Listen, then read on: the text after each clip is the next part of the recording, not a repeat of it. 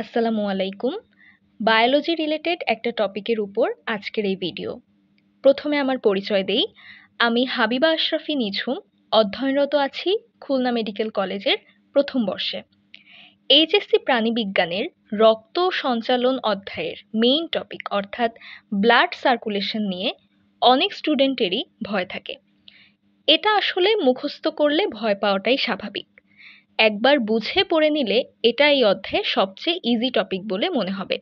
আর CQ এর জন্য এই টপিকটা মোস্ট ইম্পর্ট্যান্ট একটা টপিক। আচ্ছা, হার্টের কাজটা আসলে কি? আমরা জানি যে লাং কার্বন ডাই অক্সাইড যুক্ত রক্তকে অক্সিজেন যুক্ত রক্তে কনভার্ট করে।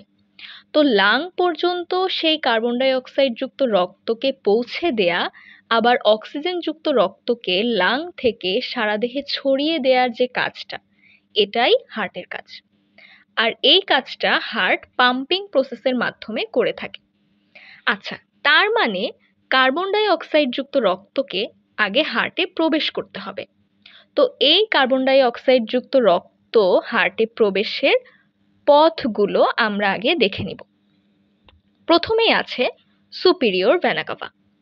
সুপিরিয়র মিন্স এনিথিং অ্যাবভ, অর্থাৎ দেহের উপরের দিকের অঙ্গগুলোতে যে কার্বন ডাই অক্সাইড যুক্ত রক্ত থাকে সেগুলো এই ভেনা কাভার মাধ্যমে হার্টে প্রবেশ করে।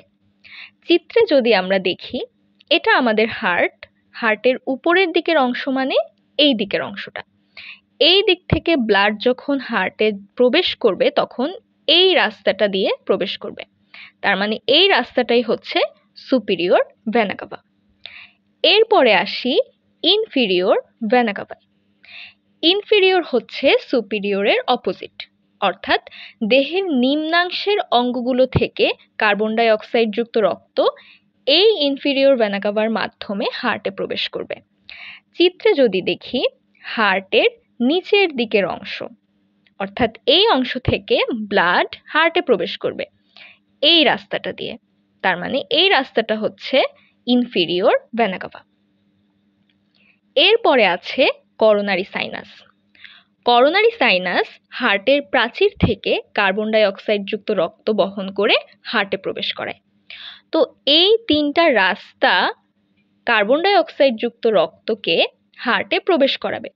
তো এদের সাথে আমি পালমোনারি ধমনীকেও অ্যাড করেছি, কারণ পালমোনারি ধমনীও কার্বন ডাই অক্সাইড যুক্ত রক্তকে বহন করে। কিন্তু পার্থক্য হচ্ছে পালমোনারি ধমনী হার্টে প্রবেশকৃত কার্বন ডাই অক্সাইড যুক্ত রক্তকে লাংয়ে পৌঁছে দিবে। আচ্ছা, এবার আমরা হার্টের চেম্বারগুলো দেখব। প্রথমেই আসি উপরের দিকের এই সাইডের চেম্বারটা। এটা হচ্ছে রাইট অ্যাট্রিয়াম। রাইট অ্যাট্রিয়ামের ঠিক নিচে অবস্থান করে রাইট ভেন্ট্রিকল।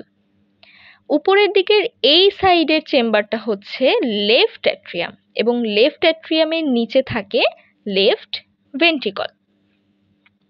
এবার আমরা কপাটিকা সমূহ দেখব। কপাটিকার মধ্যে প্রথমেই লিখেছি ট্রাইকাসপিড কপাটিকা। ট্রাইকাসপিড কপাটিকা রাইট অ্যাট্রিয়াম বা ডান অলিন্দ এবং রাইট ভেন্ট্রিকল বা ডান নিলয়ের মাঝে অবস্থান করে। এবার আসি বাইকাসপিড কপাটিকায়। বাইকাসপিড কপাটিকা লেফট অ্যাট্রিয়াম অর্থাৎ বাম অলিন্দ এবং লেফট ভেন্ট্রিকল অর্থাৎ বাম নিলয়ের মাঝে অবস্থান করবে। এরপরে আসি পালমোনারি সেমিলুনার কপাটিকা। পালমোনারি ধমনী যেটা আছে, পালমোনারি ধমনী, এই পালমোনারি ধমনী আর রাইট ভেন্ট্রিকল এই দুইটার মাঝে অবস্থান করবে পালমোনারি সেমিলুনার কপাটিকা।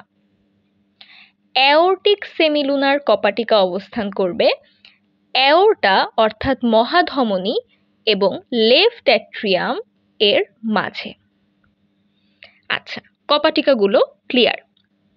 এবার আমরা আসি অক্সিজেন যুক্ত রক্ত যেটা লাং তৈরি করবে, সেই অক্সিজেন যুক্ত রক্তটা কিসের মাধ্যমে বাহিত হবে?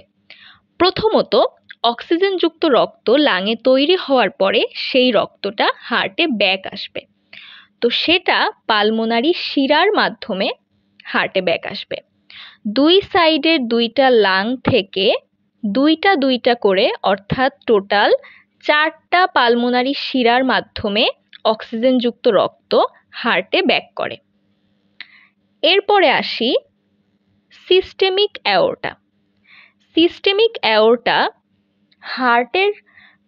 হার্টে যখন পালমোনারি শিরা দিয়ে অক্সিজেনযুক্ত রক্ত ঢুকবে, তারপরে হার্টের ভিতর প্রসেস করে আবার হার্ট থেকে বের হয়ে পুরো বডিতে বাহিত হবে। তো এই যে হার্ট থেকে বের হয়ে ধমনীর মাধ্যমে বাহিত হচ্ছে, এই ধমনীর নামই হচ্ছে সিস্টেমিক অ্যাওর্টা। এগুলো হচ্ছে সার্কুলেশন রিলেটেড সব আর্টারি এবং ভেইনের মেকানিজম। এই মেকানিজম মাথায় থাকলে ইজিলি সার্কুলেশনের প্রসেসটা ব্যাখ্যা করা যায়। আচ্ছা, এবার আমরা প্রসেসটা দেখব ফার্স্ট থেকে। প্রথমত সুপিরিয়র ভেনা কাভা দিয়ে দেহের ঊর্ধ্বাংশের কার্বন ডাইঅক্সাইডযুক্ত রক্ত এবং ইনফিরিয়র ভেনা কাভা দিয়ে দেহের নিম্নাংশের কার্বন ডাইঅক্সাইডযুক্ত রক্ত রাইট অ্যাট্রিয়ামে প্রবেশ করবে। এরপর রাইট অ্যাট্রিয়াম থেকে ট্রাইকাসপিড কপাটিকা ভেদ করে রাইট ভেন্ট্রিকলে পৌঁছাবে। রাইট ভেন্ট্রিকল থেকে পালমোনারি ধমনীর মাধ্যমে লাঙে পৌঁছাবে এবং এখানে ছিল পালমোনারি সেমিলুনার কপাটিকা।